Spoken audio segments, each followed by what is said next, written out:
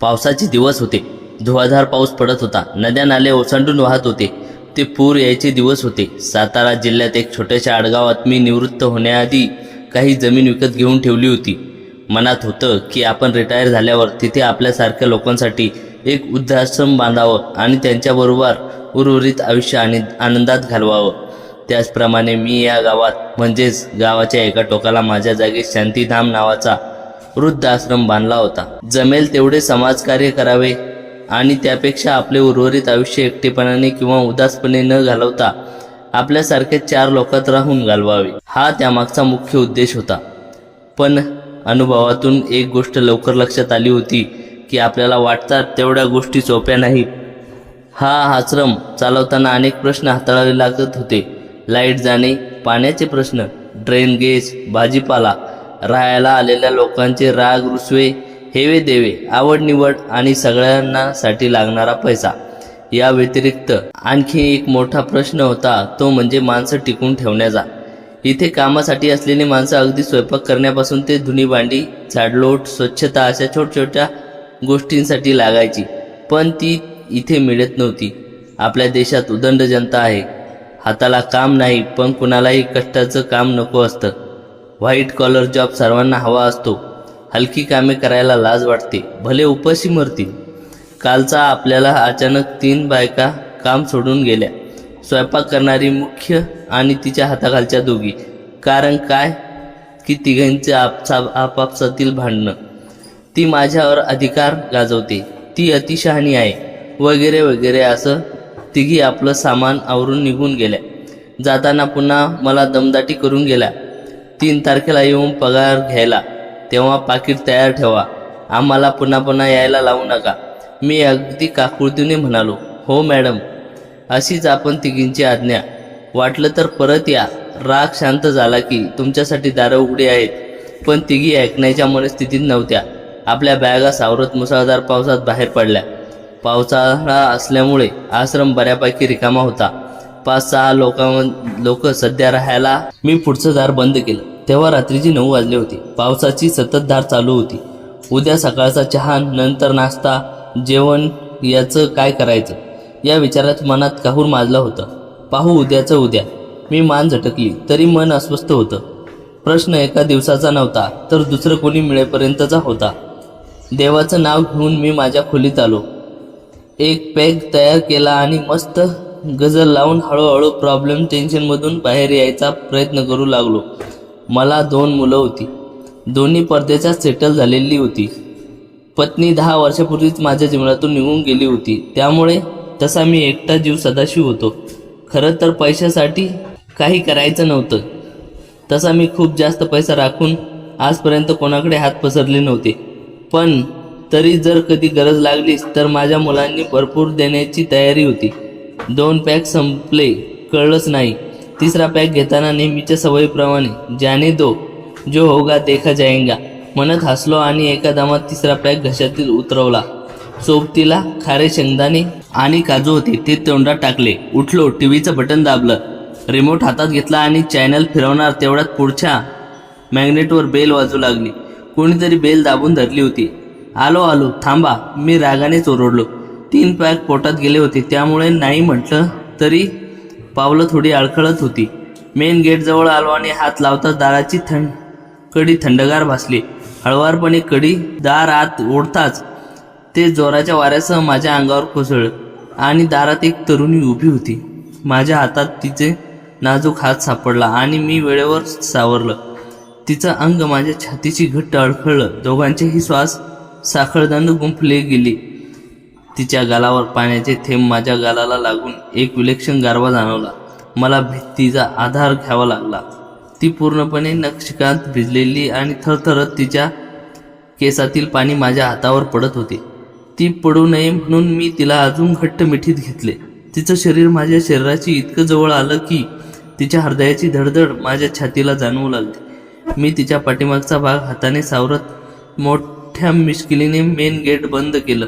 तिच्या एका हातातील एअरबॅग हातून निसटून खाली पडली होती, पण त्याकडे लक्ष देण्या इतकी शुद्ध शिल्लक नव्हती. तिच्या थंडगार बोटांनी माझ्या मनगटाचा हलकासा स्पर्श केल्याचा भास झाला. कदाचित ती नकळत आधार शोधत होती. तिचं अंग माझ्या छातीवर पूर्णपणे विसावलं होतं. खूप वर्षांनी एक स्त्री माझ्या मिठीत होती. तिच्यातला गारवा आणि तिच्या अंगावरचं ओल्या कपड्यातून सरकणारी ऊब दोन्ही एकाच वेळी माझ्या अंगात फिरत होती. मी तिला हलकेच हाका मारल्या, पण बेशुद्ध होती. तिच्या तोंडाशी हात नेला तर तिच्या श्वासांची हलकीशी ओलसर ऊब माझ्या हातांना बोटांना लागली. मग मी तिला मांड्याखाली व पाठीखाली हाताच्या बोटांना लागली. मग मी तिला मांड्याखाली आणि पाठीखाली हात घालून उचललं. तिचं डोकं माझ्या खांद्यावर झुकलं आणि तिचे ओले केस माझ्या गालावर सरकले. बेडरूममध्ये नेऊन कॉटवर ठेवताच तिला माझ्या मानेभोवती रेंगाळले आणि क्षणभर आमची नजरानजर झाली. तिचे डोळे अर्धवट उघडे होते, पण शुद्धीवर येण्याच्या आधीच ते पुन्हा मिटले. तिच्या तोंडून एक हलकीशी पुटपुट निघाली. शब्द नव्हते, फक्त एक ओलावा होता. मग चांगलीच थाप झाली होती, पण ती धाप श्रमाची होती. तर तिच्या एवढ्या जवळ येण्याने भावनेने छाती भरून आली होती. तिचं सर्व अंग गार पडलं होतं. तिच्या गालावर हात ठेवताच तिचा रोमांच माझ्या बोटापर्यंत हेलकावून गेला. तिच्या भिजलेल्या कपड्याने बटन सोडायला तिला कोरड्या कपड्याने गुंडाळायचे होते या विचाराने मन गोंधळत होतं. पण तिच्या हाताचा पंजा माझ्या दोन्ही हातात घेतला. तिच्या बोटावर हलकीशी मिठी मारली, जणू तिला सांगत होते, तू सुरक्षित आहेस, मी इथे आहे. मी तिला तिथे स्थिरावून हीटरमध्ये पाणी गरम करायला ठेवले. रमची बाटली काढून एक छोटा पॅक केला. त्यात थोडंसं गरम पाणी घातलं. तिच्याजवळ नेऊन तिला हलवलं. तिने थोडे डोळे उघडले. मी म्हणलं, औषध घे असं म्हणून तिच्या तोंडात चमच्याने ते पेय घातलं. उख करत ती पेय तिच्या पोटात गेलं. मी ब्लँकेट आणून तिच्या भोवती हळुवारपणे गुंडाळलं. तिला कॉटवर निजवताना तिचे डोके पुन्हा एकदा माझ्या खांद्यावर झुकलं आणि तिचा श्वास माझ्या गळ्यात रेंगाळला. कॉटवर निजवताना मी तिची नजर टिपण्याचा प्रयत्न केला, पण तिचे डोळे मिटले होते. तिच्या ओठावर मात्र हलकीशी रेष होती, जणू स्वप्नात तरी ती सुरक्षित मिठी हरवली होती. कपाट उघडून टावेल आणला आणि तिच्या डोक्या शेजारी बसलो. तिचे केस मोकळे करताना ते बोटामध्ये गुंतले गेले. ओलसर गर्द केसांचा गोतावळा हातांनी जाणवत होता. माझी अंगठी तिच्या कानाशी घातली गेली. टॉवेलने केस पुसताना तिच्या कानपळी, तिचे नाजूक गळा व साऱ्याच माझ्या बोटांनी स्पर्श होत राहिला. तिच्या कपाळावर हात ठेवला तेव्हा चांगलाच गरम लागला होता, पण त्या गरमीतही तिच्या त्वचेची मऊशर मखमली मला भावून गेली. थर्मामीटर आणायला माझा हात थोडा थरथरत होता. तिच्यावरचं पांघरून हळूच खाली केलं. तिचा हात वर करून काखेत थर्मामीटर ठेवला. त्या क्षणी माझे हात तिच्या अंगावरून गेले आणि पुन्हा तिला जवळ घेतल्यासारखं वाटलं. 5 मिनिटं मी तिच्याकडे बघत राहिलो. तिच्या ओठाची हालचाल, भुवयांचा थरकाप, बोटांचा आविर्भाव सगळं नजरेत साठवत होतो. त्या शांततेत तिच्या शरीरातील उष्णता माझ्यापर्यंत येत होती. थर्मामीटर काढला. ताप 102 अंश होता. मी तिच्याकडे बघितलं आणि भुवयावरून हात फिरवला. बऱ्यापैकी ताप आहे ग तुला. तिने काही उत्तर दिलं नाही, पण तिच्या बोटांनी माझ्या मनगटाला हलकंसं धरल्यासारखं केलं. मी तिचं पांघरून व्यवस्थित केलं आणि गालावरचे केस मागे सरकवत माझी बोटं तिच्या ओठावरून सरकवली. ते कोरडे पडले होते व अजूनही मौसर होते. गार पाण्याच्या घड्यांसाठी मी मीठ घातलं आणि वर रुमाल घेतला.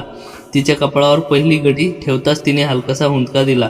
तिची भुवई उंचावली, ओठ उघडले, जणू त्या गारव्याने तिला जाग आली होती. मी तिच्या डोळ्यात पाहिलं. तिचे डोळे अर्धे होते. एकदम माझ्याकडे पाहिल्यासारखं वाटलं. शांत रहा, मी आहे इथे, मी हळूच म्हटलं आणि तिच्या हातावर हात ठेवला. तिने क्षणभर माझ्याकडे पाहिले, ओठ हलवले, पण शब्द फुटला नाही. डोळे पुन्हा मिटले. किचनमध्ये जाऊन वरण भाताचा कुकर लावला आणि परत आलो. तिची घडी बदलली होती. कपाळावरची घडी काढून नवीन ठेवताना माझी नजर तिच्या चेहऱ्यावर खेळली. तिची पापणी, भुवया, मोहरा, ओठांच्या रेषा अगदी जवळून पाहत होतो. तिच्या केसात हात फिरवला. केस बऱ्यापैकी वाळले होते, पण अजूनही तिच्यातला तो गारवा माझ्या बोटांना जाणवत होता. मी तिच्या शेजारी बसून तिचा हात माझ्या दोन्ही हातात घेतला. तिच्या बोटांच्या पोरावर हलकेच गोल गोल फिरवत होतो. तिची नाडी धडधडत होती. तिच्या शरीराला उष्णता माझ्या अंगठ्याची जाणवत होती. तिच्या हाताचा पंजा माझ्या ओठांशी नेऊन हलका स्पर्श केला. तिच्या त्वचेवर मिठाचा क्षार मला तिच्या त्वचेतले अस्तित्व जवळचे करून गेला. घाबरू नकोस. मी तिच्या कानात खुसबुजलो. मी आहे ना तुझ्या पाठीशी. तिच्या बोटांनी माझ्या हाताला हलकासा दाब दिला. माझे हृदय जोरात धडधडलं. तिच्या डोळ्यात पाणी उभं राहिलं, पण ती हसली सुद्धा, अगदी हलकं, अगदी अलगद. ते हसू छातीवर घर करून राहिलं. मी तिच्या कपाळावर घडी बदलली, तिच्या केसात बोटं फिरवली. तिची नजर माझ्यात हरवली होती. तिच्या ओठावरचे तेज हलकेच हसू, तिच्या डोळ्यातला तो ओलावा, तिच्या श्वासातली ऊब, तिच्या शरीरातला तो ताप, सगळं माझ्यात विरघळत होतं. तिच्या कपाळावरून ओठ ठेवून मी हळूच म्हटलं, ताप उतरला की मग बोलूया गोड गोष्टी. तिने डोळे मिटले, पण तिच्या हातात ऊब माझ्या हातात कायम होती. मी तसाच बसून राहिलो. तिच्या हात माझ्या हातात, तिची ऊब माझ्या हातात, तिचं स्वप्न माझ्या मनात. आता ती थोडा वळवळ करू लागली होती. पांघरुणाखाली तिचे पाय अस्वस्थ हलत होते. तिच्या भुयावर आलेली आठी आणि ओठांची हालचाल सांगत होती की तिचे पाय खूप दुखत आहे. मी तिच्या डोळ्यात बघितलं. तिने काही सांगितलं नाही, पण तिची नजर माझ्यात गुंतली आणि तिच्या ओठावर लहानशी हास्यरेषा उमटली. तेवढ्यात कुकरने शिट्ट्या झाल्या. आत जाऊन गॅस बंद केला, पण मन मात्र तिच्याकडेच होतं. परत आलो. तिने डोळे उघडून माझ्याकडे पाहिलं. त्या नजरेतील भावुकता मला भावनिक करून गेली. आता मी तिच्या पायाजवळ बसलो. पांघरुणात हात घालताना माझ्या हातात तिच्या पायावर पडला. तिची त्वचा अजूनही थंड होती, पण माझ्या हाताच्या स्पर्शाने शहारल्यासारखी वाटली. मी हळूहळू प्रेमाने तिचे पाय चेपायला लागलो. माझे हात तिच्या पायावरून खाली फिरू लागले. सुरुवातीला फक्त कणत होती, मग हळूहळू तिच्या कण्यात एक वेगळी शांतता आली. तिची नजर माझ्याकडे होती. तिचे डोळे अर्धे मिटलेले, थोडे उघडे, त्या स्थितीतही अतिशय सुंदर दिसत होती. दुखतंय का गं? मी हळूच विचारलं. तिने डोक्यानेच नकार दिला, पण तिच्या डोळ्यात पाणी तरळलं. तिच्या गालावर पडलेले केस मागे सरकवत मी म्हणालो, मग रडतेस कशाला? तिने उत्तर दिलं नाही, फक्त तिच्या हाताने हात धरला. तिची बोटं माझ्यात गुंतली गेली. त्या क्षणी कुकरची शिट्टी, बाहेरचा गारवा, पाऊस सगळं विसरून मी तिचे पाय चेपत राहिलो. आता हाताची गती अजून मंद आणि जिव्हाळ्याची झाली होती. तिच्या घोट्यावर, टाचावर, पायावर सगळीकडे माझी बोटे फिरत होती. तिने डोळे मिटले, पण तिच्या बोटांचा दाब माझ्या हातात कायम होता. तिच्या ओठ्यावर एक अलगद हास्य उमटलं. ते हास्य फक्त माझ्यासाठी होतं. कुकर थंड होईपर्यंत मी तिचे पाय चेपत राहिलो. त्या शांततेत फक्त तिचा श्वास, माझा श्वास आणि माझ्या बोटांच्या अंगावरची हलकीशी हालचाल जाणवत होती. कुकर थंड झाला तेव्हा तिने डोळे उघडले. जाऊ नका, तिने हळू आवाजात म्हटलं. तो आवाज किती मऊ आणि ओलसर होता. मी उठलो, पण तिचा हात सोडला नाही. तिच्या हातावर ओठ फिरवत राहिलो. 1 मिनिट, जेवण घेऊन येतो. आत जाऊन ताट घेतलं. त्यात वरण, भात, तूप, मीठ घालून भात कालवला. भात कालवताना माझे विचार मात्र तिच्याकडे होते. तिच्यासाठी कोमट पाणी, चमचा, सगळं व्यवस्थित करून बाहेर आलो. तिला भिंतीला टेकून बसवलं. तिच्या पाठीमागे उशी लावली. तिच्या अंगावरचं पांघरून व्यवस्थित केलं. तिच्या डोळ्यात पाहिलं. ते डोळे अजूनही ओलावलेले होते.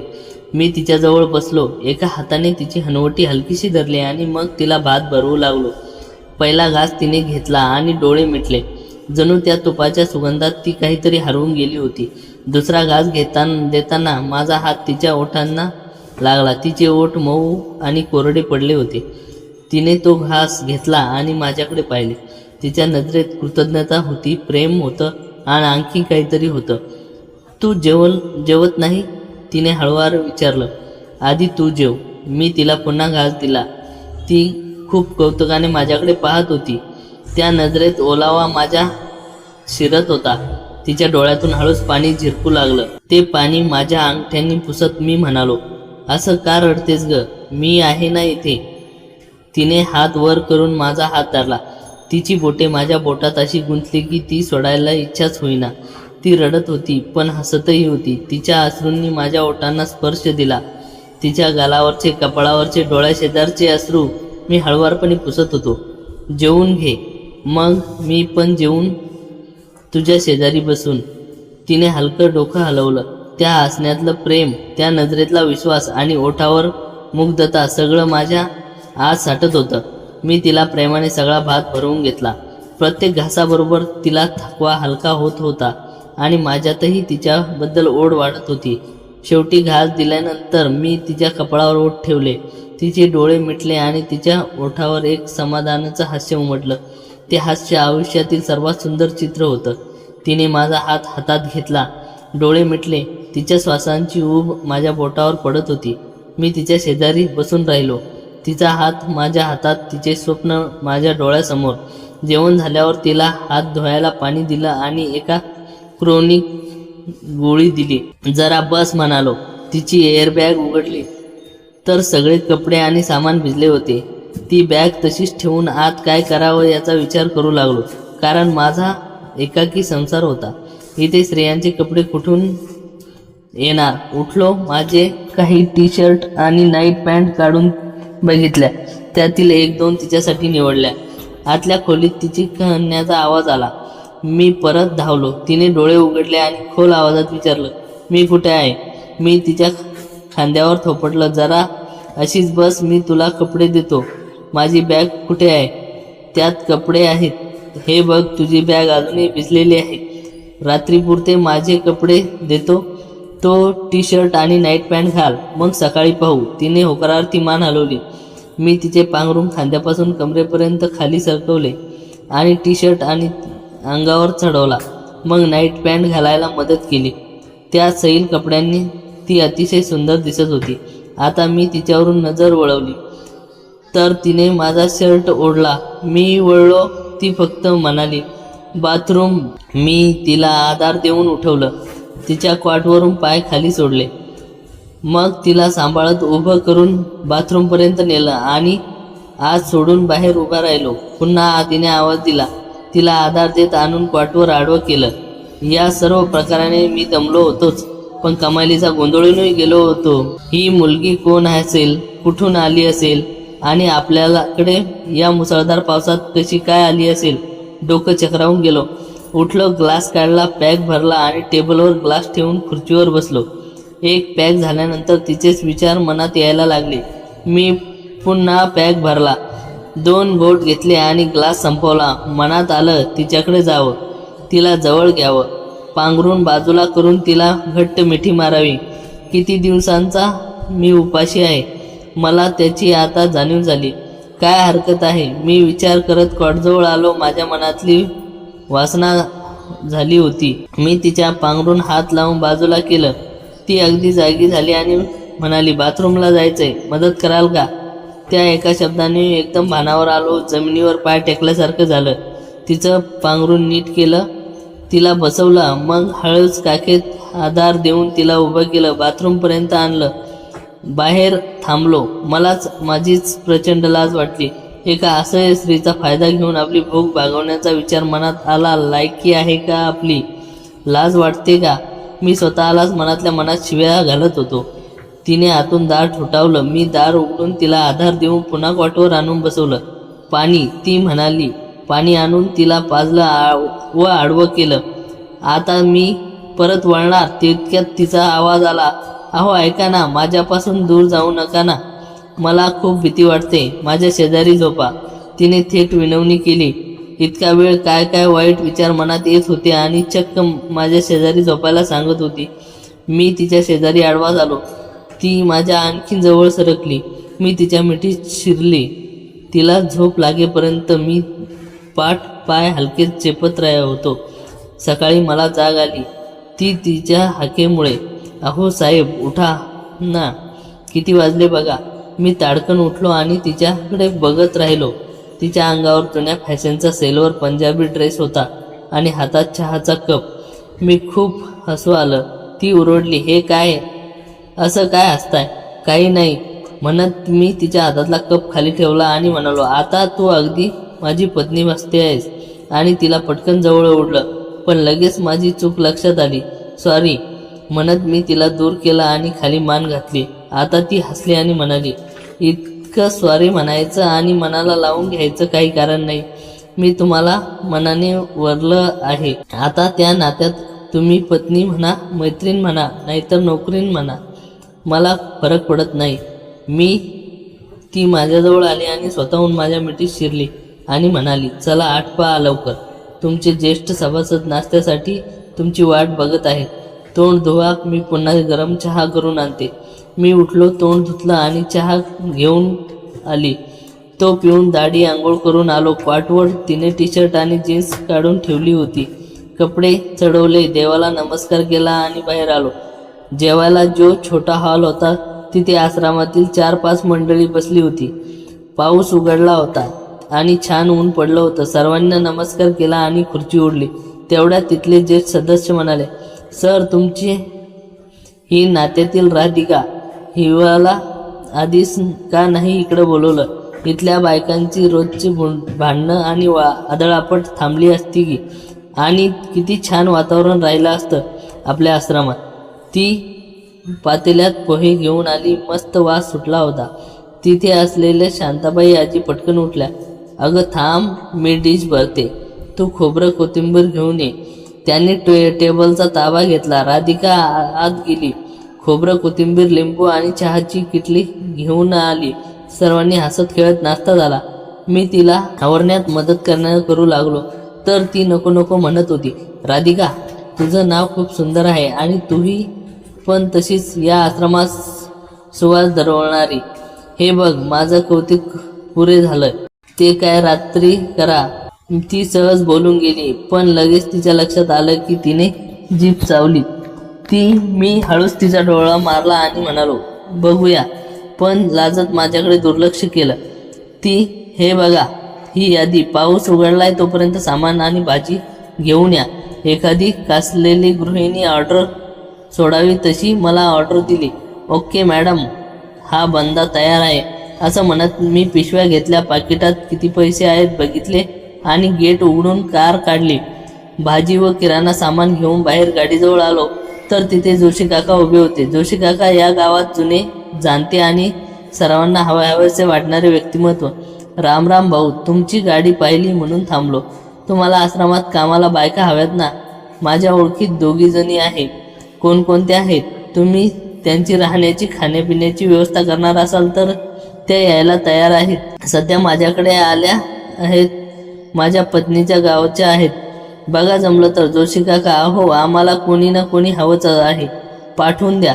आमची राधिका बोलेल त्यांच्याशी आणि ठरवेल.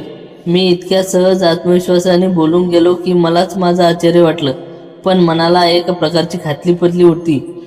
आयुष्यात एक खंबीर पाठबळ मिळालं आहे हे जाणीव मला झाली. मी सामान घेऊन आश्रमात आलो. किचनमध्ये हालचाल दिसत होती. सामान किचनमध्ये आणलं तर तिथे शांताबाई आजी आणि ज्यांना मी नेहमी खडूस म्हणून ओळखायचो त्या देशमुख काकू सुद्धा होत्या. माझ्या मागे देशमुख काका आणि कुलकर्णी आजोबा आले. आमच्याकडे भाज्या द्या, आम्ही निवडतो, ते म्हणाले. देशमुख काकू इतर सामान डब्यात भरायला सुरुवात केली होती. मला आज एकापाठोपाठ एक आश्चर्याचे धक्के बसत होते. मी राधिकाला म्हणालो, राधिका, हे बघ, माझ्या ओळखीचे जोशी काका आहेत. ते कोणत्या कोकणातल्या त्यांच्या ओळखीच्या बाया कामासाठी पाठवत आहेत. त्यांच्याशी बोलून घे. ती ठीक आहे म्हणाली आणि तिने सरबताचा ग्लास माझ्यापुढे केला. मी सरबत पिऊन माझ्या खोलीत आलो. अवघ्या एका दिवसात झालेला हे सकारात्मक बदल मला खूप सुखद धक्का देऊन गेले होते. कालपर्यंत वाटत होतं की आता बस करावं, आश्रम बंद करावा, पण आता मी देवांना मनापासून खूप खूप आभार मानले. तर मित्रांनो, मी जो निर्णय घेतला तो बरोबर घेतला की चूक हे कमेंट करून नक्की सांगा. आणि कथा आवडली असेल तर लाईक, शेअर आणि सबस्क्राईब करायला विसरू नका. धन्यवाद.